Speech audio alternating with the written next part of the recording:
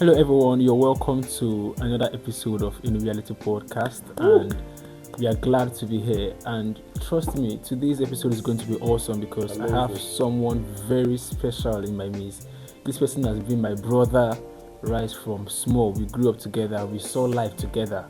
We saw Shige together, and it's really amazing to have him on the show. My name is Williams Evidence, and I'm your host for this podcast. And before we go and introduce the person, let's hear from the co-host. Welcome, guys. Welcome to another episode. This is the second episode of the season. Of course, my name is Oyema Glorious, and I am excited to be here. And just like he said, today we have another guest, and it's going to be an amazing time. Listen carefully as he shares his story, and I'm sure you're going to be blessed from it. So let's see and hear from the person we have right here in the show. So, Amy, how you doing? How is everything? Hello everyone, I'm doing very fine. I'm glad to have you here. I was telling Oyema, I was like, you're going to be the first person on the show because you are like a brother to me, right? We have seen life together. We have experienced life together. So I needed to be the first person on the show so you'll be able to share your experience with the people and how far you've come. So can you just introduce yourself to the people? Okay, my name is Owen Daniel, and I'm from River State, Andoni local government area precisely, and I'm a chef. That's all for now. Oh, that's really nice. So sometimes in life we come to a point whereby we face challenges, we have struggles, but those struggles are what eventually turns out to be a testimony tomorrow. Right. So we'll first of all want to hear your story, how it was for you, because I know before you came to Port Harcourt, you were at Andoni. Right. So when did you leave? How was life? How was it like for you? Because there was a time whereby you joined court and everything. So just share your experience with us. Court? Yes, yes. There was a time that he was. No, don't take it personal. He was a courtist, but now here he is. He's a testimony. I'm a church boy. He's a testimony on his own now. So we need to hear this story, how everything came about. So let's just hear from you. Okay. I will just have to make it brief because it's a very long story. In 2004, I was 4 years. I can still remember everything well.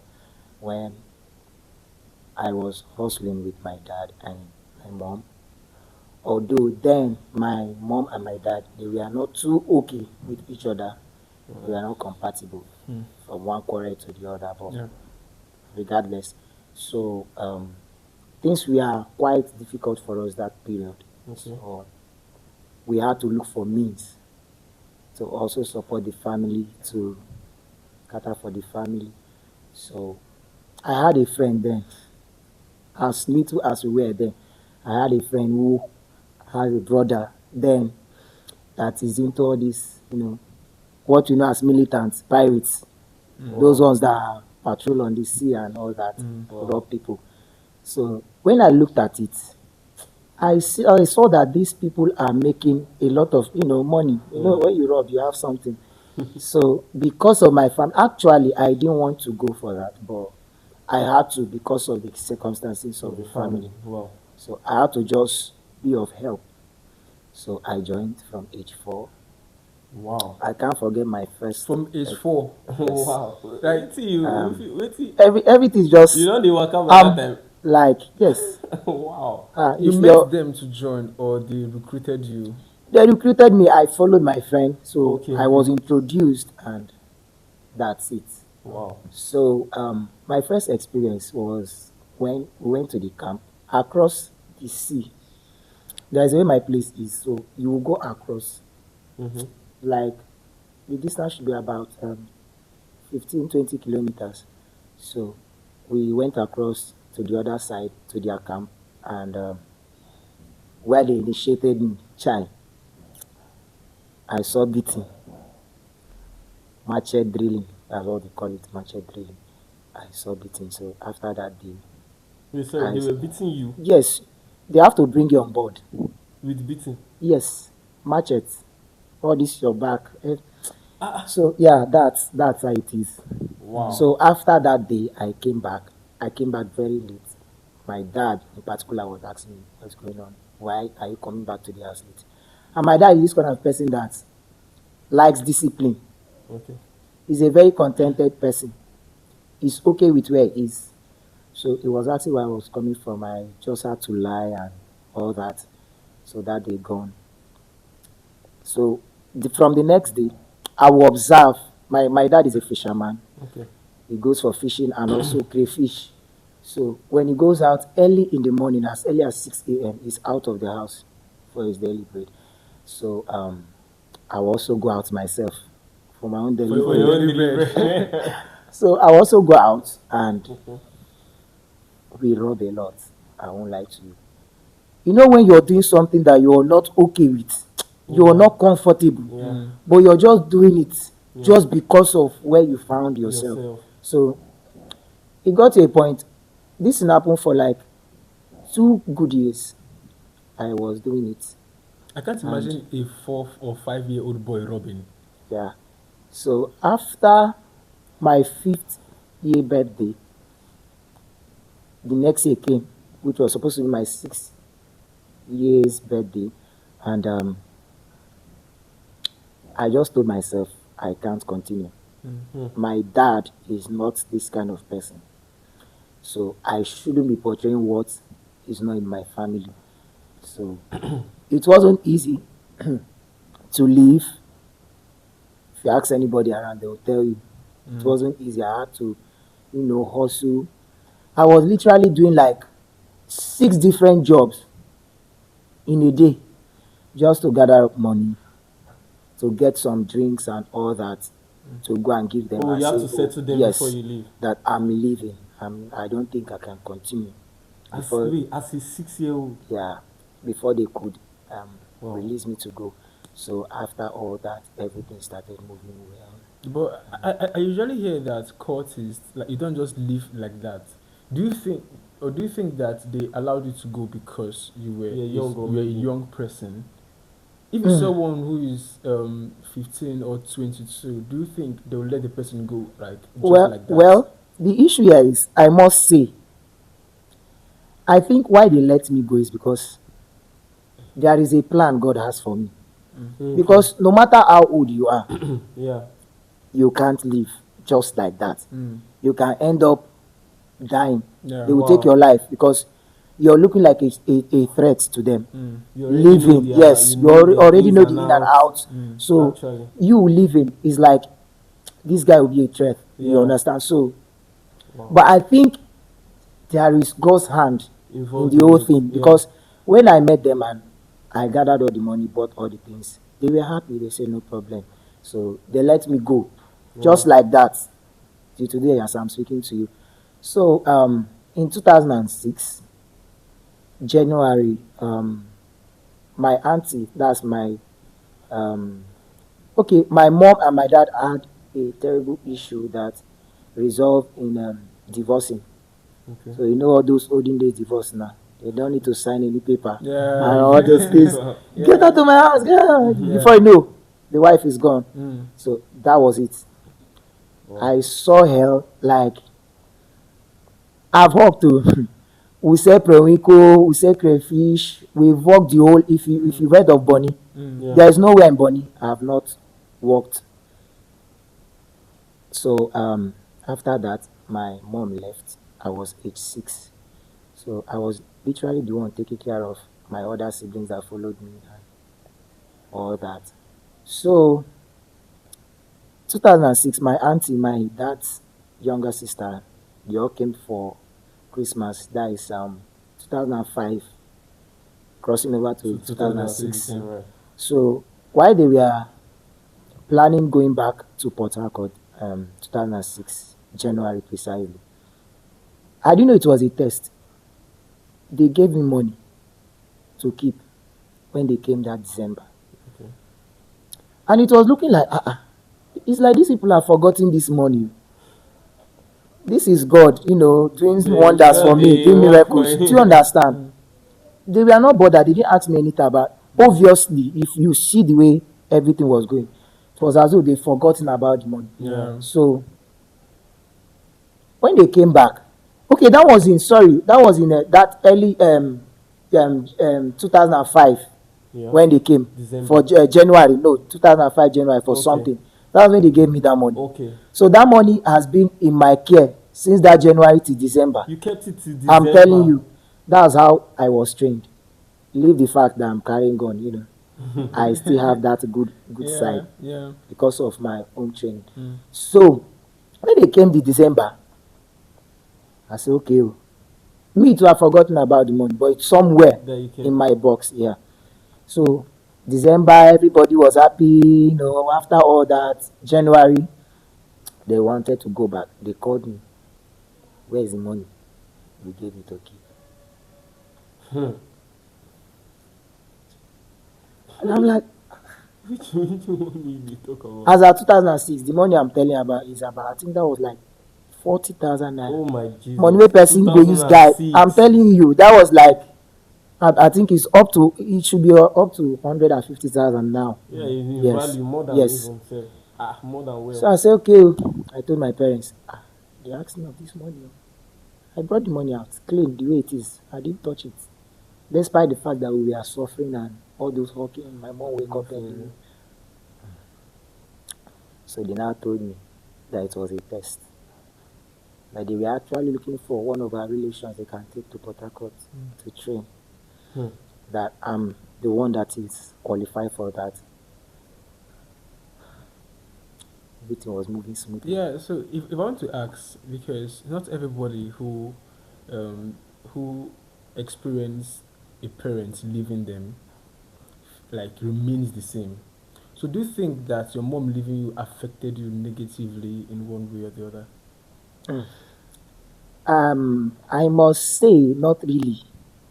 Although I felt that absence of a mother. When you do wrong, your mom will always correct you. But in my own case and in my family, I don't know. My dad was like the mom. Yeah, in my own case. So you cannot do rubbish and my dad will allow you go. No, now. He will beat you, still bring you close, say, don't do this again, don't do this again. So I felt my dad has more, I have more love for my dad than my mom because he was always the one that, Was always around. yeah. So, but I felt bad though that my mom is no longer there, was no longer there for us. I felt so bad, but irrespective of that, it didn't affect me. I kept pushing. I kept pushing. So fast forward to when you came to Port Harcourt. Okay. How was life? Was like it's a new city. You were a village boy, and now and now you're in the city. So how was life for you? A village boy will always remain a village boy actually, to an extent. 2006, 14th of January, we came to Port Harcourt. Everywhere was looking different. Chai. I remember when I will cry every day. From morning I wake up, I'll go to the passage outside. I will cry. I want to go back to the village. I want to go home. I want to go back. I want to go back. For like 2 weeks, I didn't eat. I don't know how I survived. Because it's a new place for me. So it's looking strange. I don't have anybody around. But I began to adapt with the help of my cousin, Junior. Okay. I believe he knows Junior. Yeah. Yeah. So he will always come and sit close. Very small boy. He used to sit on this pool. There's this baby pool. They used to poo. Yeah. He will carry it and come and sit close to me outside. Say, Uncle Amy, don't cry again. Everything will be alright. I remember one day he told me that if I want to go back to the village, I should go straight down. There is a stream, there is a river. Yeah. If I take boat, that boat will take me to. I can't forget. Since then, I decided to just gather up myself and keep pushing, and it has been like that. Wow. Yeah. So, like, how did you know that you had a call? Because you're into the music ministry now. You didn't even tell us about that. You didn't even tell us about that. So how did you know that you have a call? Is it from the village? You know, sometimes from the village you'll be singing beside the stream. Somebody not tell you that You sound like a mommy. yeah, I know that kind of a thing. So how did you know that singing was your thing? Like how did you discover this gift? Okay, it wasn't from the village actually. Life in the village will never allow you to think to that side. Seriously. Yeah. So it was when I got to Port Harcourt. I'm somebody that loves singing. Especially, you know, when they say you like singing in the toilet, bedroom. That's my name. Every day, once I'm in the restroom, don't worry, nobody's entering. I'll be singing. And you know when you have gift inside of you don't know about. Yeah. So I will just be singing every day, and the neighbors around will be asking, "This person singing? What kind of sweet voice? We've not heard this voice before." Until one day, after like I've stayed like 1 year, Okay. it's my auntie. She not said one day, "This voice you're using to disturb everybody in this house. Won't you go and join choir in church?" By then I've joined the church. Okay. Yeah, by then I've joined the church, but I'm not Yeah. really born again like that. Yeah. So, Shona, won't you go and join the church? Play. I laughed. Few days later, it dawned on me that, okay, since I have this voice, I can actually be doing something in church. True. So I joined the children's church choir. Mind you, I was not born again. No. Mm. I was just going to church because my auntie, the husband, Of course, everybody, they are all going everybody's to going church. Yeah. So I went to church with them. I started like 4 months, I'll be 5 months later. They made me student church choir leader. Wow. That was when I realized, okay, I think this is now a calling.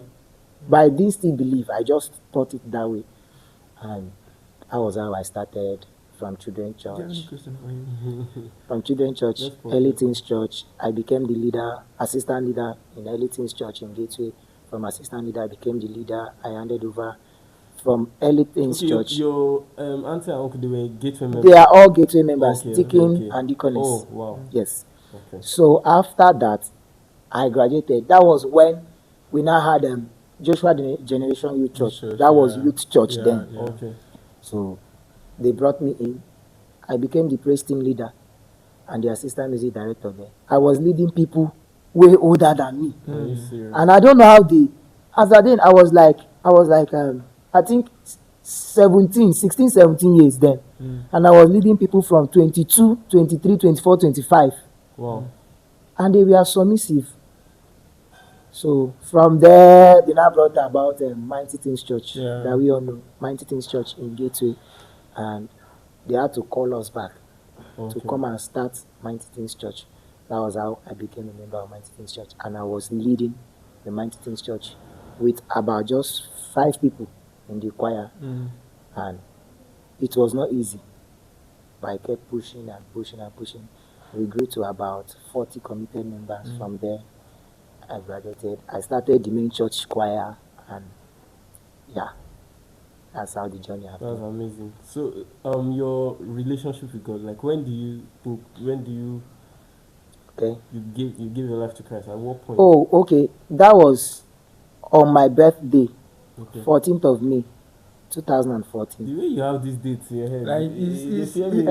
okay, his birthday, so at least that one he can remember that one. But the you other know, one you is say like 14 January or so. 17 Yes, January. I I'm like, can't, oh. yeah. Although there are times whereby some specific events that happen in Yeah. your life, Yes, you just can't. you can't forget them. it, Like, yeah. yeah, Me sometimes say it my can- life they very dry. I don't get any specific event for it. Just my birthday. Just my birthday. Anyway, So, 14th of May, that was the period Papa came. I think there was a program, okay. and it was a teens program. I think it was still early teens or something. Early teens program when we are doing there's this conference. Is it Firamento Unico? Abi something when Sapo was still alive. There's this conference we do. That was the conference. Papa came and said, "It's like he was talking to me, Daddy. This month cannot be your birthday, and you are still without Christ. It will be a good celebration in heaven Wow. that you are giving your life to Christ on the month of your birthday. I say, this one hard, dude. It took me time. Yeah. I went out. I was about going to the altar. I went back to my seat. This happened like 4 times. You are giving your life and taking Yes, it back. I went there, came back. To the extent that our pastor support then, blessed memory. So he now called me and said, "What's going on?" I said, "Pastor, I'm having." This was not even double mind again. Okay, I'm having like 4 minds. So he now said, "Just go," and that was how. Wow. After I said, "So help me God," it was like something left me. Was that your first and only time you... That was my first time of giving my life to Christ. And that's the only time that you're giving. I've given my life to Christ again. Not like, I don't know how to explain. Not the giving my life to Christ is not like I'm becoming born again. Like one, you are rededicating. yes, Okay, yeah, with yes, dedication, because of maybe 1 or 2 things that happened that Yeah. made me deviate. Small. Yeah, so I have to rededicate, reconcile. Yeah, Okay. so that's Yeah, okay, so let's go back, because someone listening to this podcast now, the person might start crying because it's like solemn, you know. From village, join court, they machete you, then you came to the city and everything. The person will be crying. So, what are some victories that you've had here in Port Harcourt that at least it gave you an edge, it motivated you that at least your life is taking a new trajectory? What are some victories that you have experienced? okay. The number one, which is very important to me. Let me not use the word was, because it's still important, is me giving my life to Christ. That moment I gave my life to Christ, I don't know how to explain it. I'm just seeing that day, like this heavy burden. It was just like a newborn baby. That was how I felt that day. And since then, everything was just moving, and it's still moving smoothly. And the second victory is my music career. I noticed that I go from one level to another. There is no setback. There is nothing like, I beg, I give up. This thing is not my calling. It's not. I've never sang one day and somebody say, I beg, but it's not your calling. Rather, they will tell me, your voice is beautiful. Work on this, work on this. Yeah. And I saw, when you're doing something and you find out that you don't need anybody to tell you. Yeah. You find out that there is progress, there is a transitioning. Yeah. You don't need anybody to tell you that it is actually a victory, because there are those who started with me and today they are nowhere to be found. So these are my 2 major victories, and those are the things keeping me going. I think one important thing I said is giving your life to Christ. Like, literally, there's no foundation that is better. The Bible literally says Jesus is our foundation. Anything you are doing, it has to be built on that foundation. If not, you realize that you build, you think you are building, and then eventually when the storm comes, you come crumbling down. So I just like when you said giving your life to Christ, and it's an encouragement to other people. Put God first. Make sure He's involved in everything you are doing, your music career, every other thing, and trust me, I'm sure you'll be happy at the end of the day. Yeah. So currently now, I know that it's not only music you're pursuing, you're also pursuing your culinary life, right? Because I was part of your music team. Although I no longer He sing. left. I no longer sing again. He does not have voice There was, again. there was a deeper calling. He was good. He I was still singing sing. tenor well. I still sing like well. If you give me the mic, I remember the day I gave him mic to sing, to I will lead sing worship. well. He was Wow. scared. See, He I can will sing very well. Like Wow. the presence. The But presence. the not now. Don't go there. Yeah. You- So, You like, want- basically, we worked together for a long time, Yeah. together in the culinary school, together, like, did business together. So, when did you start cooking? Because I believe you started cooking for village. Like, because, this Why is touch the of, campaign now? this touch of, like, curry or something, it's like, you know that this person didn't learn from, this one is touched from village, something. So when did this start? How did you start cooking? Because It's different. it's different. There's still that touch of undoing this thing inside. There's that touch. So when did you start cooking? I believe it's from when you were like in a village. But Okay. prove me wrong, please. Okay. while I was starting this conversation, if you heard me correctly, I told you how my dad was like the mother of the house. Yeah. And how we will go out to hustle for food and money to keep the family going. So right from time I've been a good cook. Let me know his chef. I was a cook. So I started from there. Yeah, started from there, cooking. So when I got to Port Harcourt, in fact, what got me into culinary school was there was a scholarship that came in my church, Gateway International Church, sponsored by Pastor Manuela George's one, my mommy. I love you wherever you are. So they picked few persons. We are about 20. As I'm talking, I'm just seeing the picture. We are about 20. I was part of them. You were, Abby? But then, me and him, well, we are not very close. I was very close to one other person called VJ, who is also a chef with me.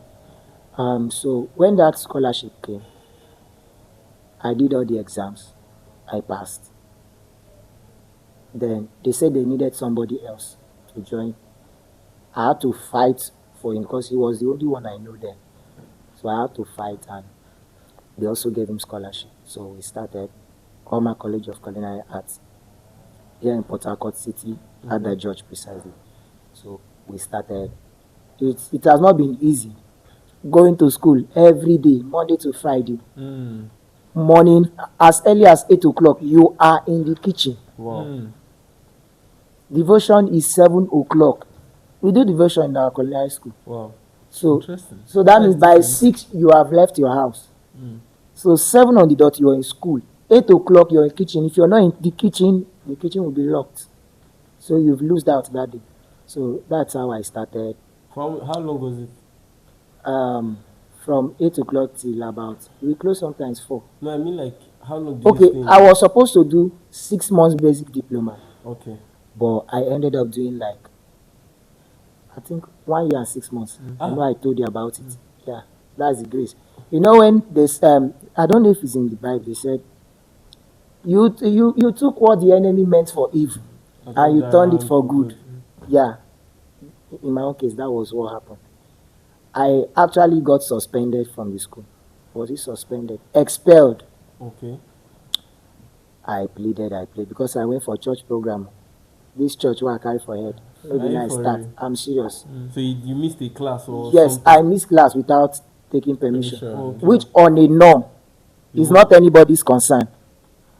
It's my money that is going. Do you understand? Yeah.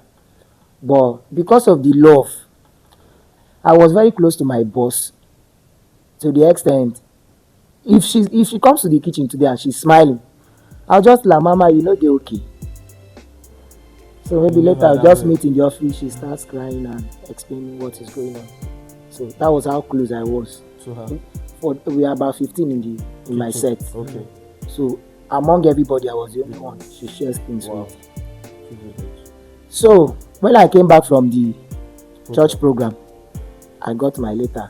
You're expelled. I'm no longer. How many days did you leave? My brother, just 3 days. Just 3 days. It was impact. It's not just. Yes. 3 days is not just. Was it like their rule that if you miss classes? No. It's just if you miss classes, like I think in the letter there, it was stated 6 times. Okay. In the whole of your 6 months. Yeah. But me, I just did only. Maybe they don't want me to reach to do 6. Okay. So they are trying to defend me. Because he's only back to back. Like 1, 2, 3. So I don't want to go into details what actually happened that they caught me that it was actually church I went. Okay. And for the sake of security purpose, I don't want to. I don't want to call names. No. Okay, so that was it. So like for almost 6 months of my life, I was at home doing nothing. Wow. I was depressed. You know when it looks as though all hope is gone. Yeah. I called my pastor's wife. She called her. My boss said there's nothing she can do. I begged and begged. I cried. I had to let go everything. It was after 1 year. This is like the 5th set. Mind you, I was the 2nd set that started the school. Okay. After the 1st set, my set was the 2nd set that started Oma College of Culinary Arts. So it was like after the 5th set, they now called me back. My boss called me back. Son, I'm using the exact words she used. Son, where are you? How are you? My friend, you are resuming school on Monday, and this thing is on Sunday. She called me. I won't cook. Tomorrow is Monday. I said, okay, Mama, no problem. I arranged my materials, my equipment, and all that. Monday, I resumed school. I was feeling somehow. You know. But the students didn't know that I was. Of course, you're a previous yes. So that was how I started again. And I now completed. She now gave me 1 year and 6 months. So I achieved 1 year extra of the things. She taught you for 1 yes, year. 1 year and 6 months. Minus the first 3 months I did. You did. She taught you another extra 1 year and 6 months. I was there until when I graduated, I became best student in this set too. Yeah. Mind you, my set, I was supposed to be the best student. And no be saying I pride. Yeah. So I became the best student, graduating student in this set. Most social and most clean. I be had the putter.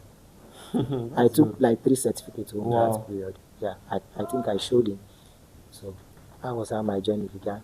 From there, she started giving me contract. It's from this culinary school I traveled to Lagos for the first time. Wow. With flight. Job? With yes, flight? For a job. Are you for real? And not just any flight. They gave me business class. Oh my Jesus. Going and coming. Going and coming. Yeah. And so, your hotel and everything was covered. I remember that day I was going. They wanted to follow me. We are like 5 friends then. Okay. Cliques. So because of the way it was, they couldn't follow me that day. So when I got to the airport, you know when you don't know how, but you start crying. I was like, no, because if from where I'm coming from, how far you've come to be entering flight and all. God. For a job, business class. So businessman. I was not looking myself. I was looking the planes that we are going up and coming down. I pinch myself. Is it a dream? So after all that, it was my turn to board. That was the first time I heard the word boarding. If you're boarding this flight, nobody boarding school. Not boarding school, boarding. So I took my luggages and when I got to the plane, I met a friend there. I don't know him before, but he saw me crying. I couldn't resist it. You know what this guy said? Come on, bro, I understand. I know this feeling. That means he was in my shoe before now. There. So we became friends. Hey, there's a place I'm going to. So after that, we entered and everything, they announced all they needed to announce. And put on fasten your seatbelt. We're about to, how did they talk? Take off. Anyone, they want to take off. This is the cocoa. BP. Kai. I want to die. Kai. You dey fear? Hey! It got to a point. It looks like, I think that was when they were taking off. It looks like everything was smooth. I was at the window. Before you know what it was like magic. Flight that was here on the ground. Before you know, ground they go down. Permit me to use pigeon, please. Sometimes it's best you. So it got to a point. It was like the flight wants to crash. It was going. I held the seat. You need to watch this demonstration. I held the seat. My heart was panting. I don't know when I shouted, Jesus, Jesus. Until it got to that climax where everything was smooth. Yeah. When I got to Lagos Airport, we landed. And before then, convoy was already waiting for me. Not the small thing. They came with this tinted glass BMW, this Benz that looks like Spider, all this Toyota Spider Okay, kind of the shape. small one. Yeah, formatic. Maybe C class. Yeah. So with one van, police van. To pick you, Yes. Abi. Now I They was just when I saw it first, I was like, okay, this is came to pick somebody else. So when the driver approached me, are you the chef? I was on my chef uniform. Oh. I got job with my Nike inside white sneakers. the. When I was going, I everything Are you tie for real? Are my you for scarf. real? Yes, so I bounce. He now took my bag. Everybody, some people were videoing me. And I was feeling, hey Jesus. So that was how they picked me. From the airport to the house was like 2 hours, 30 minutes. Oh, that's well. So it was in Lekki phase 1. Okay. We are very close to Okay. the ocean. You know, this are Island. Nigerian movie. There is this bridge they normally show in Nigerian movie. Yeah, Third Milan Bridge. Yes. That was the side we were. So if you stay in my house, my balcony in my room, you'll be seeing everything and the water view. Wow. So wow. that was just how. So like, what role has God played in your life? Like, just so, because we are rounding up. So like, what role can you say God has played in your life, basically? And what role also has the right association played in your life? Just summarize. Plenty. Like I said earlier, if I look back and look where I am, there is, even if the most anointed man of God comes now and say, this is where you'll be today, as at then, Yeah. there is no way I would believe. There is no way. God has been faithful in there. Sometimes when it looks as though there is no way out, and I feel like giving up, that is when it comes through. Yeah. And I don't know how I do it, that people will just stay, love me. And where I knew that God has been faithful is when people will always come and meet me in my DMs and also physically and said, your attitude when I was down, your attitude, your lifestyle, your talk, everything changed my life. See, I don't need to talk too much. Let me just summarize it in one sentence. This happened when I was singing.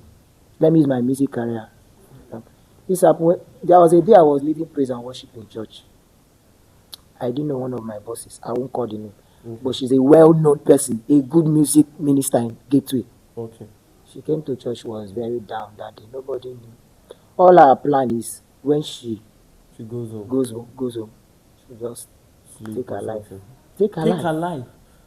This person I'm talking to is an adult, married, because of everything that was going on. So that Saturday I prayed and went to bed. Lord, help me. This praise I'm doing. Because most people think praise does not involve prayer. Yeah. But that's my area of music. Praise, okay. Yeah. So I had to put in prayer. Yeah. So that day I finished singing. After service, she met me and said, son, she was crying. You changed my life. There was this song you sang that ministered to me. Wow. My plan was to go home and take my life. My God. I go home that day, I was crying. I said, okay. So this is it. That means this is not just an ordinary walk. It's beyond you. It's beyond my imagination and capacity. I stepped up. I don't want to tell you, in fact, I didn't even talk about how I got to start staying on my own. That would be a discussion for another time. So that has been my story. God has been faithful. From one level, when it looks as like the enemy have disappointed me in this area, he just opens another door. Yeah. And that's it. I don't have anything to say. Just round up. I don't have anything to say. You really want to round up. Make I no cry. I will not catch you. Make I no cry. But honestly, you can see from this episode 2 things I have to point out. Number 1, it doesn't matter where you are right now in life. You may be in a certain situation. You think, oh, that's the end of it. That nothing good can come out of it. Yeah. But one thing I want to tell you is God is in the business of making men. God is in the business of pulling people out of deep holes. People that did not imagine that they will see daylight. if you look through the Bible, you will see that most people that God, the Bible literally said, He's not looking for the wise, He's looking for those who are not wise, those who are not intelligent. He says He uses the foolish things of this world to prove the crafty. So God is constantly looking for people who He can make. You know why? Because if you've made yourself, if you are up there and God comes into the picture, you may think that you are where you are by your efforts. Yes. But when you know that there is no way out, no chance, and God picks you up, know how the glory will go back to Him. Yeah. And then secondly, you don't know who your life is touching. Look at this story he just shared. And you know, she told you this one. You don't know the amount of people that did not approach you. And this same situation is what you did for them as well. It's the same thing. This is why our lifestyle, our life needs to constantly preach the gospel. It's not about what you say. I keep saying it. The biggest evangelical tool is not your words, is your action. By doing something, a show of kindness. That's why believers. I'm disappointed. You call yourself a believer, but you're out there living like every other person. A show of kindness can be the saving grace somebody needs. Yeah. So you live your life to show that God really loves you. You don't know whose life you are transforming. So please go around with that. Two things. Number one, your future is bright. You just need to stick with God. Like he said, his foundation was in God. If you stick with God, He will make it. Look at the story. Convoy. Benz. That's not the only flight I've taken. He knows. Business class. God has Business class. So if you this one, if we even say from grass to grace, is not, the comparison is not, it's too wide. Sir, can I say something? Sorry to cut you. Sure. For those who are watching, because some people will just say, okay, this is how it is. Yeah. And they won't follow the physical aspect of exercise they need to take. Yeah. So mind you, while I was going through all this, I didn't just sit down. Bible said, see thou a man diligent. You can't be diligent when you don't have work. You can't be diligent when you are not busy. So in order for God to come through, in order for God to be active for you, you also need to be active. There's this saying that says, I'll do my best and leave the rest for God. So if you notice my story, I was, even when it looks like it's not working, I am working. Like Pastor George will always say, do it when it's working. When it's not working, until it begins to work. So if you don't lift yourself, no crane will lift you up. That one I can't. So you need to keep pushing. Yeah. Life is a gradual process. Yeah. And one thing I learned from this my story is, one thing I learned about life is, that day I sat down, I wrote it down, it's still in my book. Gave me 4 things about life. He said, life is a competition. You must win it. Life is a race. You must run it. Life is a battle. You must fight it. And life is an hurdle. You must jump it. So if you don't do all these things, then you remain where you are. Why God is waiting for you to live where you are on your way to where you're going. So that's just Come on. That's just he said life is a battle, you must fight it. He said that put on the whole armor of God so that to be able to withstand. The first question we ask ourselves is, why am I putting on armor? Did I sign up for a fight? But the very moment we are born into this world, just as you enter the battle, especially when you gave your life to Christ. My God, there is a fight on its own. In plenty. Life has its own fight. Then when you now give your life to Christ, my God, devil go come put. So one thing again I learned from this story is that don't always conclude on your setback. Yeah. Because sometimes your setbacks sum up your testimony. Yeah. If you look at Joseph in the Bible, this is how it went for him also. From the pit to this, to that, and now he is in the palace. That is the same thing with you. You were in the village, you became a cultist. From there, why do you emphasize on this cultist? Let's look at how your life went from one way to the other. Someone can just give up on life. Why is all this thing happening? But now this is where you are, and this is your testimony. And you know one thing I always say, usually when you are going through that process, you may think that you are in the worst possible scenario. But when you come out on the other side, if they ask you, will you go through that again in order to be where you are? I'm sure you will gladly go through it. Because you've realized that thing was a process to build you. It's a training process. And you cannot do without it. So don't be discouraged. Everything is for a reason. You must, like you said, life is a battle. There are hurdles in life. You must do all this process so that you become a better person and a redefined person. Oh. Alright, today's episode was powerful. Okay, so thank you for joining us on this episode. Today's episode was amazing. And next week, one of my friends also will be coming. And I can't wait to see her here. Next episode. Yes, next very, episode. very big. She'll be here. And we'll have an amazing time. She's a superstar. Yes. A superstar. Really? She's my boss. She's a superstar. She's my boss. Yeah. Okay. So, Amy, just one word to the people as we round up this. Okay. How do you even know I have one word actually? You always have something to say. Okay. So, to the people watching out there, the only thing I'm going to say to you is, in all your doings, be grateful. Have this attitude of gratitude. Lines they cry. Yeah. Because do you know that where you actually are right now is somebody's prayer point? For example, my friend here is doing podcast today. I'm wishing to be where he is.